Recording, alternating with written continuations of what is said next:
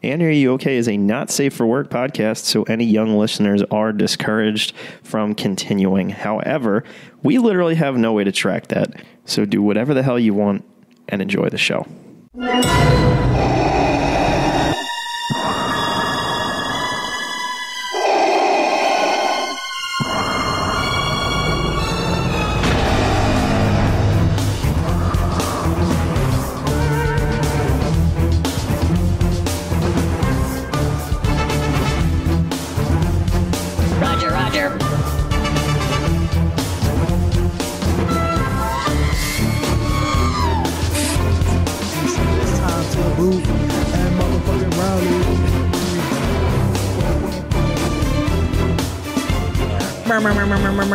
Baseball season, dude. Are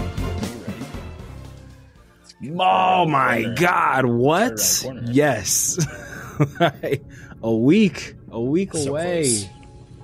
I'm so excited, bro. Opening day tickets were ridiculous, so I was like, "Yeah, I'm just gonna Stay home have and to watch sit the this game. one out." I might still go down there. I might still go Hang down out to there, Xfinity though. and be like, all right, what's We'll going on see. over here? That's what I'm saying. Exactly. Just take it all in, because opening day is an experience. I highly recommend any baseball fans around the world, if you ever have an opportunity to go to your hometown team's opening day. I mean, I guess the prerequisite was if your team is good enough for people to care, Right. you should go. Like, I'm pretty sure the Anaheim Angels ain't killing them on opening no, they're day. not. The Anaheim Angels, you say? The Anaheim Angels. I said what I Yeah, said. just hits different. I mean, you come right in, sit know? right down. Matt is gonna hit a dinger. That is the Dingers all day. missile that blew up the stupid fucking Death Went yard. Star.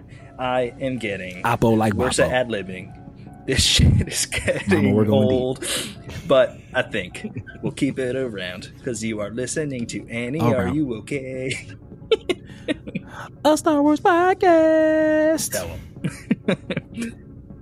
Well, as Matt said, That's my favorite. you are thing. listening to Annie. Are you okay? A Star A Wars Star podcast. Wars podcast. I am your host, Mikey, and the human holocron. I'm forgetting all my things. The Darth Plagueis the Wise. Yeah, that's me. That's right. I'm the guy. And Darth Plagueis the Wise. And I'm here with the R2D2 to my C3PO. Obi-Wan Kenobi himself. Wow. The Rogue One. The Rogue Only. Matthew Porter. You checked in? Checked in, baby. I knew you were checked in. Checked all the way in. Mace Windu, Smack Talker Skywalker, your main from the Grey Hoodie Gang, C3P, bro. I guess I'd be R2D2 because you would be. Oh my gosh, you're right. C3PO, so I'll be R2D2. I am R2D2. significantly more annoying and you're significantly R2D2. cooler. So R2D dude, R2 dude 2, R- R2 D2, R dude T2. well, I feel like if someone was like We'll workshop it. exasperately saying like R2, you'd be like R dude. Yeah, there it is. So R dude D2. Yeah. That's hard to say. DUD3 sounds like a great droid name, and if I ever write a Star Wars story, It does. I think I will use You that. should. You should. I like that a lot. I like that. Well, Matt, we are here to like bro B1. we're here to talk about Bro, our favorite Star Wars animated show. And you know, it might not actually. It should be but everyone's favorite Star It's so Wars good. It's so animated good. show. But we're here to talk about the Bad Batch, continuing coverage of season 3. We got a very action-packed episode again. It was weird. It definitely felt like it flew by, but I was a big fan. We're gonna drop a spoiler warning here in case we talk about anything. Character deaths, all sorts of stuff, anything connects to other Star Wars shows. If you're looking for the emotional impact, I don't know why you're listening to this. You should be watching it so that you can come back and listen to all of our content and our takes on it as they happen. We are opening up the call for Ask Me Anythings. We don't have one this week, but Ask me anything. but we're always looking to answer questions. It doesn't even have to be about Star Wars. Matt and I can shoot the shit about anything. So go ahead and Big submit. facts. ANIRUOK pod on Instagram and Twitter. That's where you can send your Ask Me Anythings. But Send them questions. Matt, should I hyper dive into this thing so that I can stop talking and you can start talking? Let's hyper dive right Bunch it, Chewie. I mean, that's why you the A mic. As the need to understand what exactly an M count is increases, the Bad Batch gets intel from Phee that requires them to seek out the help of a Class 1 bounty hunter. Omega proposes they get the info from Fennec Shan, the bounty hunter tasked with abducting her not long ago. Phee tracks down Fennec for the Bad Batch. Hunter and Wrecker decide to go alone to keep Omega safe. Hunter tasks Omega with trying to get Crosshair to get his hand looked at before they head to Sirius Space Station. There, they strike a deal with Shan to get information from her in exchange, oh my gosh, with helping her with a high target bounty, Siler Saris, that's been evading her. Meanwhile, Crosshair gets examined by AZ, noting that the damage may be psychological, not physical. Fennec, Hunter, and Wrecker arrive on Velo and rent a hydroskiff to traverse its swamp-like environment. They reach a point in their travels where they must disarm underwater mines that put a snag in their plans. A pack of Gryzard attacks. That's a Rise, it sounds like a Pokemon, attacks them as they finish up disarming the bombs. They fight to defend themselves like and make their way to Sylar's safe house, where a battle ensues. Ultimately, they are able to stun Sylar after an intense fight, completing the job for Fennec. We see Omega try to teach Crosshair to meditate in hopes of restoring Crosshair's damage in a different way. Once Hunter and Wrecker return to Sirius Space Station, they go their separate ways, with Fennec telling them she will be in touch as soon as she has an update on the answers they seek. Fennec makes contact with a mysterious hologram and offers to give them information on the Bad Batch, stating, "I'm sure you can track them down easily enough. I'll send you what I have," before the episode closes to credits. Oh, man.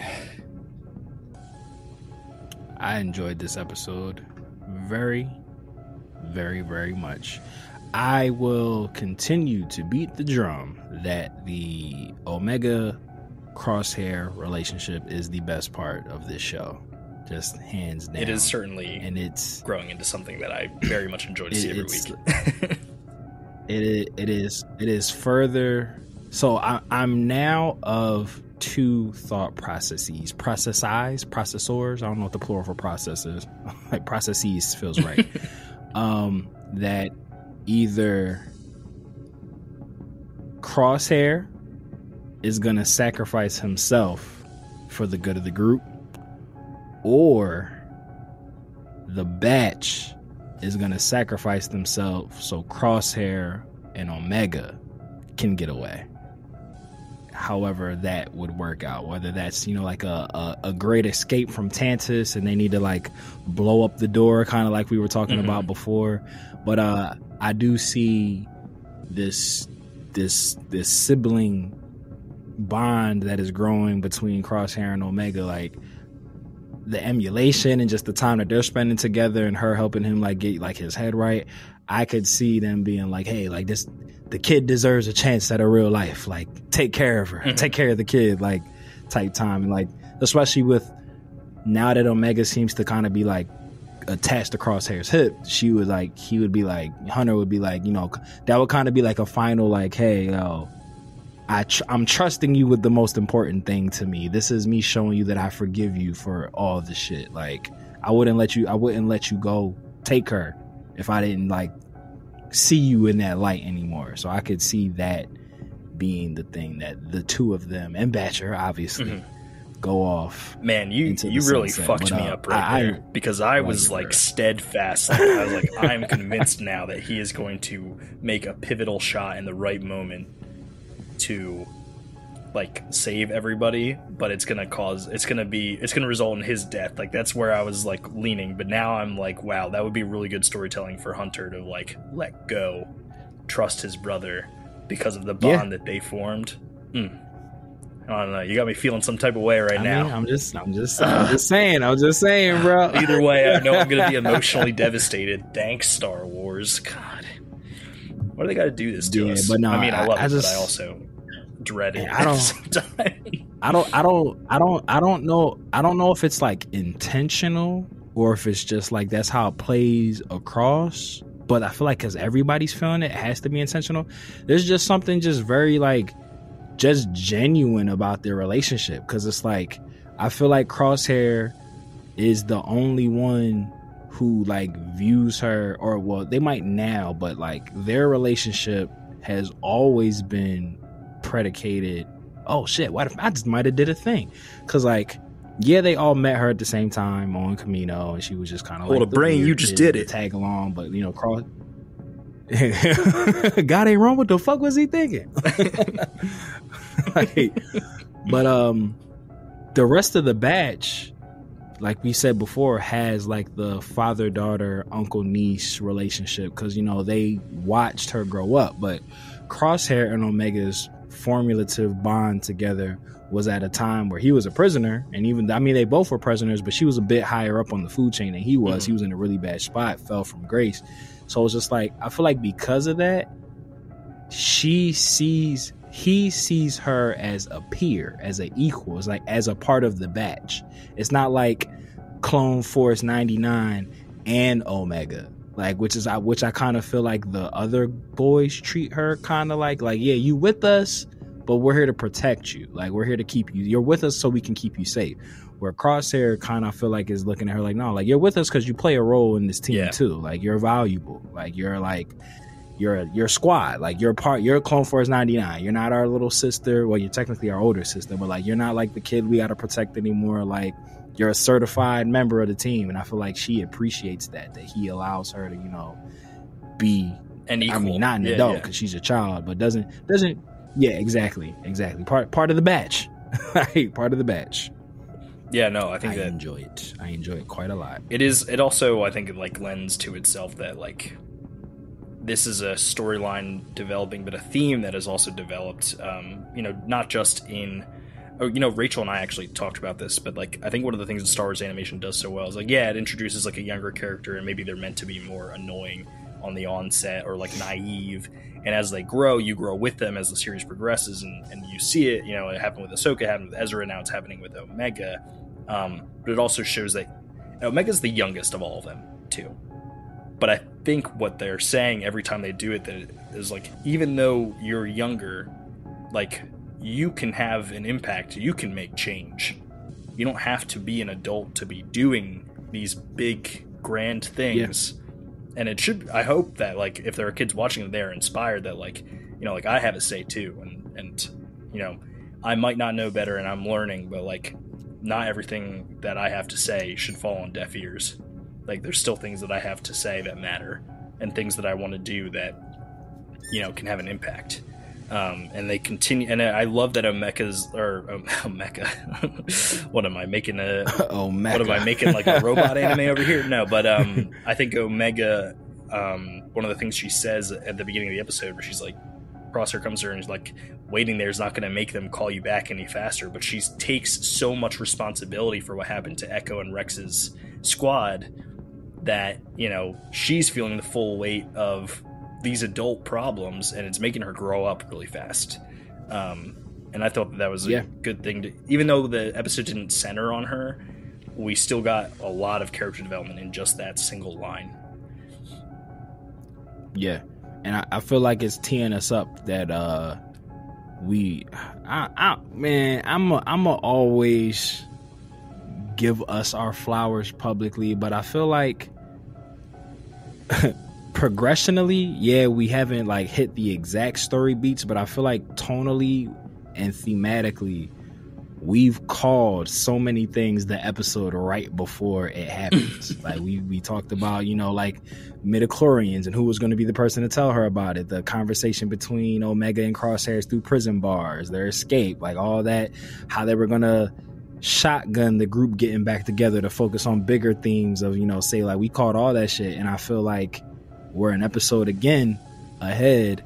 I feel like this episode teed up that final piece of the story that Crosshair has been holding back, like what actually happened to him, like what experiments were happening.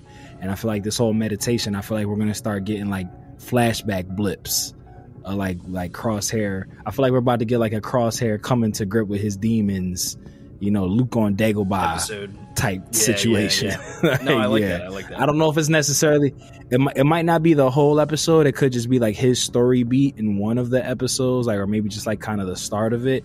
But I feel like them taking the time to be like, nah, this might just be in your head. And even Omega like saying like, hey, like what happened to you? Like, you know, like when Hunter was saying, like, we need to figure out, like, what's going on with him. Like, you need to, like, encourage him to get his hand looked at. It might, you know, so we could, like, and them having the conversation and her being like, you know, like, hey, you know, if you need to talk to someone, like, if you need to get this something off your chest, like, kind of, here we go. And I feel like that's just going to be another layer adding to the friendship and the family bond of Omega and Crosshair, that I feel like she's going to be the person that he opens up to, like, where he finally just kind of, like, lets out what's going on. And I feel like that'll also be more of a catalyst for them to be like, oh yeah, we got to get our brothers out of Tantus. Like, this is what they doing to them. Like, we got to get them out, like, for sure. Yeah. Yeah, maybe it's, like, dark enough that, like, they all understand why he was not quick to divulge what really was going on. And that would also, like, kind of, like, make sense from, like, a story standpoint as to why he didn't tell them. So we got a really action-packed episode with, you know, we bring Fennec Shand back into things. Another thing that I like about the Bad Batch is that, you know, they're bringing back characters because it makes sense for the story. You know, we get a fun adventure of the week, but, like, it really did move things along. Always going to be happy to have Ming-Na Wen in things. But Hunter and Wrecker go on this mission without the rest of them. And I'm really starting to pick up on something about Wrecker that I haven't quite noticed. And there was a lot of focus on him in the first season because his chip went off. And I think that was, like, the most character development they gave to him. But something I'm noticing this season is that as someone who used to be the wrecking ball who would just run headfirst into everything, he's starting to worry a lot about the decisions that they're making. And he's, like, cognitively, like, saying something out loud to Hunter, like, we're working for her now? Like what are we doing? You know what I mean? Like, he's worrying. Yeah. There's, like, an anxiety that he's developed over time here, outside of being afraid of heights, which, you know, has always been part of his character, but it's been a right. Whenever it comes to something else, he's always, like, ready to go. And this is something that I think I'm liking, that they're starting to develop some of the other characters. I feel like Hunter, in a weird way, while, you know, he hasn't been front and center or anything, but he hasn't developed, like, at all. And it's like Arrested Development. I've noticed that too. Yeah, it's like, or they're focusing on, like, the same character motives. Yeah. But then, yeah, just like with his, like what you're saying, like with his growth, he's had the same motive throughout all of this. Like, he hasn't, like, his character beat hasn't really changed. I mean, I guess like the acceptance of Crosshair back in might be a form of that, because you know, Hunter is very steadfast and, you know, sticks to his guns, pun intended. And then even with, like, Echo saying, like, oh, there's no blood this time, growth. Like, so, like I guess that was, like, his give him something. But I will say this. I feel like season 1 was the Omega and Hunter show. Like, I feel like Hunter was the lead. Yeah. Like, he was the lead actor. Omega was, like, the second lead. And then I feel like 2, it opened up a little bit more, but I feel like it became more of the Omega show in 2, but it was like Hunter still. It was like Tech had a lot. I was gonna say, I feel like season 1 was Hunter season, season 2 was Tech season, and season 3 is Crosshair season. But Omega is present throughout. Yeah, I feel like, and Wrecker is kind of like the comedic relief she's the through everything. So that's part of it too. Exactly. No, 1000%. But I kind of enjoy how, again, going back to circumventing expectations, everything about Hunter screams like lead of a series, like the Tais, the Ash, the Gokus of the world, the Ichigos, you know, like, I won't say Ichigo because Bleach is really good about not, like, making him draw too much. He gets humbled a lot, which was why I love Bleach so much. But everything about Hunter kind of fits that, like, oh, you could be the Ezra Bridger of this show. Mm-hmm. This is just your show. It's like an ensemble, but it's all around you. But I like how they haven't centered on it, because for real, Hunter is my least favorite of the batch. So it's like, I don't really ever be super like, oh, I need me some more Hunter storylines. Like, I just don't. I've never really been a fan. And you know, I have a thing about like main character energy. the main character plot protection shit. Yeah, like I just like don't like it. Like no development. So it's like I'm not upset at all at that they kind of just let Hunter be there. But I feel like that also speaks to, kind of in a weird meta way, it's kind of a commentary in and of itself that they really were only developing Hunter in the first season, and Crosshair obviously became the bad guy. But like you said, the rest of the batch were just kind of background people. But it's just like now that we're flushing out personalities for all of them, like you don't need Hunter to be as front and center. And I think he's starting to see that. Like even him leaving Omega with Crosshair, I took that as like a big sign. Like, oh, he's just like, because typically with Hunter, he usually took even if I'm going in danger, I'd rather you be with me than not with me. Like, I feel like even if we're going into a situation, just stick by me. Like, I'm not trusting Sid. I don't want to leave you behind. Like, you come in, just, stay close. And I feel like, kind of like what you were saying with Wrecker even being on some like, hey, this isn't a good idea, or not being the person to want to do the most dangerous job anymore, or jump at it, or like, oh, let's think about this. I feel like losing Tech gave them all a sense of like, oh, like, nah, we can't just fly by the seat of our pants anymore. Yeah. Like, we have a family. We're not just soldiers anymore. We have a family. We got this little girl to look after. And it's like Hunter now trusting the others more to do stuff without him, like having to be like, all right, this is what we're doing, guys. Like now he can be on some like, all right, cool, you want to take point on this, you got it. Oh, Echo, you need to go run missions or Wreck, do your thing, man. All right, Crosshairs, you staying back, Omega staying with you, cool. Wrecker, you want to go do that, cool. Like he doesn't have to like be all omnipresent anymore. And like it makes him retreat back in the show, which I'm totally fine with. So again, if it's accidental that's how that played out, that's great. Like that's awesome. But if it's like intentional that's how they want us to view that, brava. That's why this show's so great. Yeah. Like, that's why this show's so great. I want to bring up the adventure that they go on. There's something that has been on my mind since watching the episode, and it's a little meta. Here at Annie, Are You Okay? We make a lot of jokes. A Star Wars podcast. But if you've been with us for a really long time, and I'm talking like the whole time, like if you've listened to our like full Skywalker Saga trilogy breakdown, you will recall a running gag that fucking took over our coverage, and that would be "Don't Get Near the Water." And it has crept into so many fucking different aspects of this stupid universe. And I say stupid because I'm just like, can't believe that it's actually happening. But dude, I'm about to make the title of the episode is Lucasfilm is Listening. Because how the fuck, how the fuck are we going to do, again, dude, that's the second time in this show.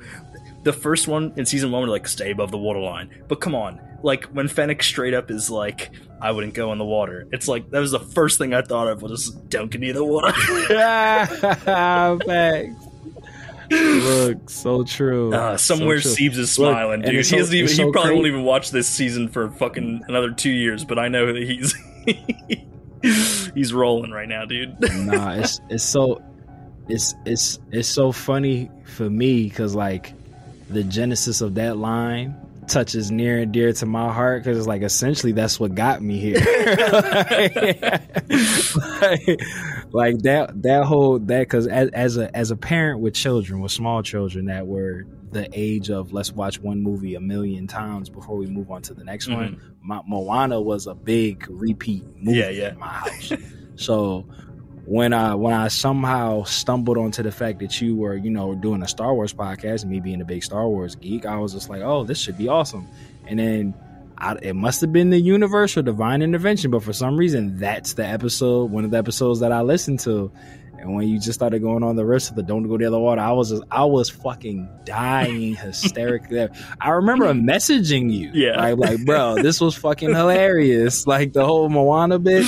And I remember I was like, bro, I gotta be on here. Yeah. Like, get me on this podcast. And now look at you. We were trying for months to figure it. Bro, look, yo. I was gonna say, like, we were trying for months to figure out like where to fit me in. Like, we were like, all right, cool. We just got to figure out what to do. Like, and now, all right, look at us now. Look at us. Look at us. Look at us. Look at us. God damn it. That fucking bit is so, I don't know why. It will always remind me of like the early days of Annie, Are You Okay? But like the fact that it just continuously finds its way into these episodes just fucking makes me laugh. Anytime there's like a fucking monster in the water, I'm just gonna instantly think about it. So I had to bring it up before we like moved on. There were some really, really, really great action beats. This bounty hunter being like a praying mantis looking alien, dude, so cool. Yo, so that character was so cool, yo. I was like, that whole fight scene in like his little bungalow and all that shit. I was like, yo, this shit is fire. More of those guys. More of those guys. That was so fun, man. And then he spoke exactly like I would have wanted him to speak. No, that was such a fucking good time. It was great. Oh man, I loved that. You know, and I don't know. I almost like was hoping that like the name of the planet was like a play on words for like Louisiana or something like that. And maybe if Velo happens to be a reference to like, you know, something in Louisiana and someone wants to let me know, that'd be great. But I thought it was a really cool environment that we haven't seen in Star Wars really. So that was fun to see. And it just kept you like kind of like the series keeps you on your toes from like an action beat standpoint. I wasn't necessarily on the edge of my seat. I didn't feel like someone was going to die. But it was really, you know, fun to like watch all those things play out. But that was kind of like my main. Those were all my main takeaways for this episode. There wasn't a lot for me to like pull from like a thematic standpoint outside of, you know, just some of the things that we discussed from like Omega and Crosshair, and then some of the like record beats. But I guess the last thing that we should be asking to each other right now is, who do you think was on the other line with Fennec? Oh, one thing, I don't know if did we have Easter eggs? I do have Easter eggs. Did you have those already? Yeah. Well, no, we haven't said them yet, but I got them. Probably gonna bring. We'll bring it up. I got you. Oh, okay, cool. Because I had one, so I will save it there if you don't already bring it up. I think she 1000% was talking to Suicide Adventures. I think that like we've been waiting for her to show up. Yeah. Like, or possibly Quinlan Voss, but they're together, so she could have been talking to him as well. But I think that's definitely who she was speaking to. And I also didn't take that line. I feel like that the last line was delivered the way it was intentionally, like I'll give you what I have to track them. I took that as like, you explain it to him. Like, I'm gonna tell you how to find them, and then you can have that conversation, because like I don't fucking know like about. I'm not trying to play whisper down the lane. Like, so that's how I read it. Like, oh yeah, like. The conversation, like, oh, remember those M count targets? And then she was like, oh, like, it's easy to track them. I'll give you what I have. I took that as like, oh, she wants to have a conversation with them. Like, and she was just like, oh, here you go. Yeah. I'll help you find them and then do what you want to do. So I do think that's the obvious answer. Can I tell you my outside the box answer for this one? Oh yeah, please do. There is a possibility that it's Admiral Rampart. And that he is going to use that information to attack them on Pabu, to try and get into like good graces with the Empire again. Okay. I'm not mad at that.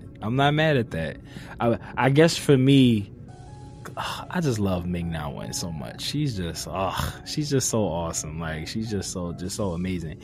I guess for me, I have a weird relationship with Fennec Shand because she's so dishonorable, like, and then she becomes very honorable in the Book of Boba Fett. Yeah, that, and I feel like because we met her as like a thief with a code, when we watch things like out of timeline order, when they try to paint her as just like this soulless mercenary, it doesn't connect.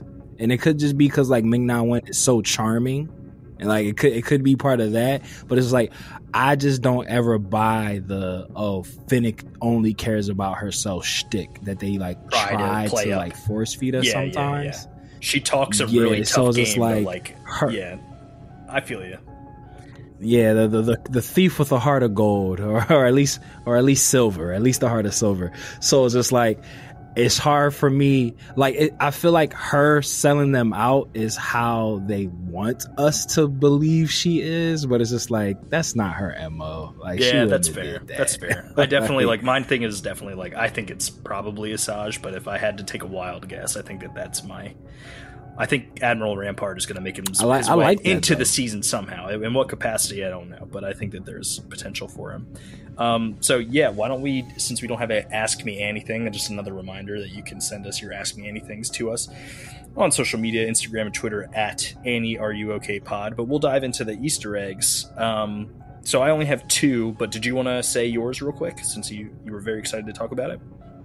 Yeah, so it might not even be an Easter egg, but if to me it looked like the engine on the back of their boat was like a pod racer. That's a really good call out engine. Because the noise it make was the pod racer ignition sound that gets made when you make the boost, like in the pod racing game. There we go. Yeah. So yeah. So that was a totally great call out. I think that like it counts. To me, it counts as an Easter egg. All right, bet. Because I thought that was really cool. I was like, oh, yeah, that'd be a cool way to get a boat to move. Put a pod racing engine on the back of it. Yeah, no, very cool. That's cool.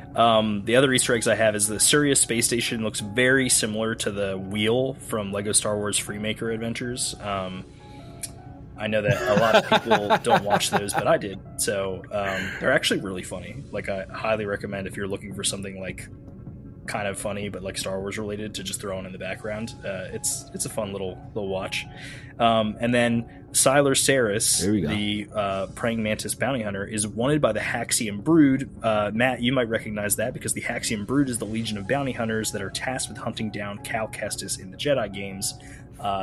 Love that they're connecting all sorts of things to the Jedi game. This series, more than any other, has definitely connected to those games, and I just love when they drop references to some of my favorite Star Wars media. So what would Cal's age be in Bad Batch? He'd still be youngish, right? Because it's after 66. So he's on Baraka. I think he would still be like, I'm about to say he's probably like 13.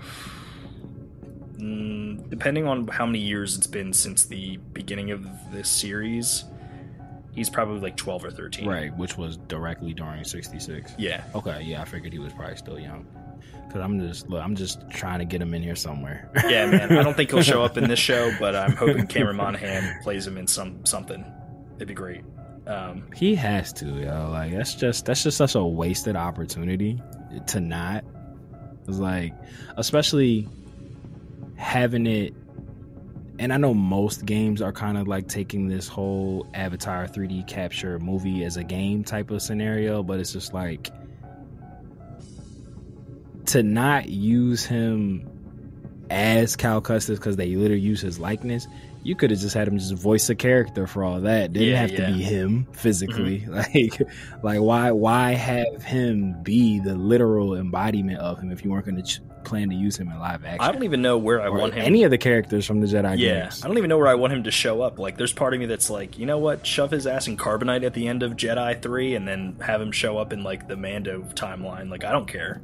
Make it make sense. It's your. Like, they're the writers. We got so many avenues to do stuff like that. I mean, and they could even like because again, you know, I'm bad with names, but at the end of Jedi Survivor, when they like make it to this safe haven, time could work differently there. Yeah, I like that. That could be an explanation to explain it away. Mm-hmm. Kind of like how time works differently on Dagobah. Like that is canon. You know what I mean? Places that are super strong with the Force actually, like, it's like almost like time slows down there. So I like that idea a lot. Exactly. So Cal could pop back up in one of these shows where he should be a lot older and still be the same age, and that could be the way to explain it away. Yeah. Like, oh, where I've been at, time moves differently. I like that a lot. We'll see how they handle Give me what we want. Give us what we want. Come get us. Come get us. Well, that has been our episode of this. Oh my gosh. I'm just all over the place right now. We're covering The Bad Batch. This has been episode 8 of season 3. Don't mind me pulling up the actual name of the episode while I fumble through my phone. You know, we're professionals here. Look, we're going look. Now you good, brother. I got you. I'll fill the time. I'm gonna let the Animaniacs take a little peek behind the green curtain, because we are always so relentless in providing you guys with the bestest of coverage. This is the back half of over an hour of recording that we've been doing for other episodes. So pardon the fatigue. Yeah, I also haven't eaten since it's been 8 hours. Oh, my bad. 9 hours. I gotta go get some food. Yeah, but I'm about to say, I think I ate it at like 2:30. It was like the last time. Tooth hurty. So it sounds like you tooth hurty. Yeah, it sounds like you need to put some food in your mouth, just like me. But it was bad territory. Was the name of this episode. And Matt, before my stomach yells at me even further, could you close this one out for me, buddy? Mm-hmm. I could, man. I could be. Let me think. What word do I want to rhyme today? It could be crosshair. Could be bowl of pears. Could be Javert. Nair. Could be Javert. Could be Ray. Life can be a beach. But as long as there's no sand, you guessed it, Annie gonna be okay. Be okay. May the force be with you, Matt. And with you. Later, nerds. Deuces.